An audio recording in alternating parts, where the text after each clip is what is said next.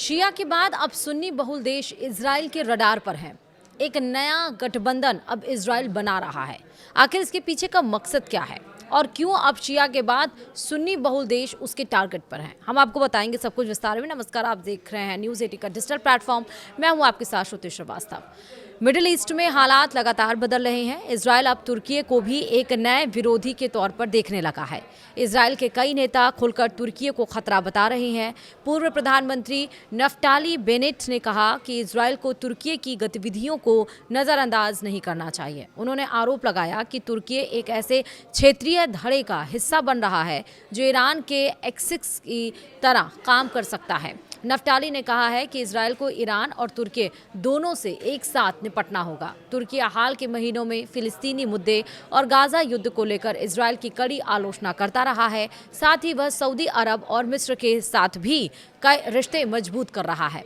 इससे इजराइल में चिंता बढ़ी है कि कहीं एक नया सुन्नी धड़ा उसके खिलाफ खड़ा ना हो जाए और इसी से निपटने के लिए प्रधानमंत्री बेंजामिन नेतन्याहू एक नए क्षेत्रीय गठबंधन की योजना पेश की है। इजराइल 2025 में फिलिस्तीनी, ईरान, लेबनान, सीरिया और यमन पर हमले कर चुका है। नेतन्याहू ने हेक्सागन यानी 6 देशों के समूह की बात कही है। इस प्रस्तावित गठबंधन में इजराइल के साथ भारत, ग्रीस और साइप्रस जैसे देश शामिल हो सकते हैं। इसके अलावा कुछ अरब, अफ्रीकी और एशियाई देशों को भी इसमें जोड़ा जा सकता है। ग्रीस और साइप्रस के तुर्की के साथ पहले से तनावपूर्ण संबंध रहे हैं, जिसका फायदा इजराइल उठाना चाह रहा है। नेतन्याहू ने कहा कि यह नया समूह कट्टर शिया धड़े और उभरते कट्टर सुन्नी धड़े का मुकाबला करेगा।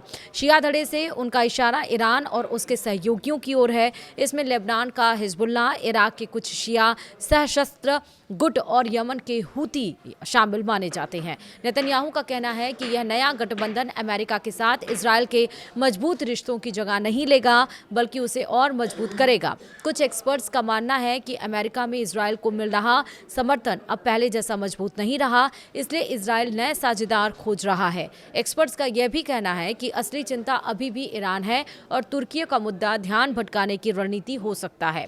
लेकिन अगर बयानबाजी तेज होती है तो इससे इजराइल और तुर्की के रिश्ते और बिगड़ सकते हैं।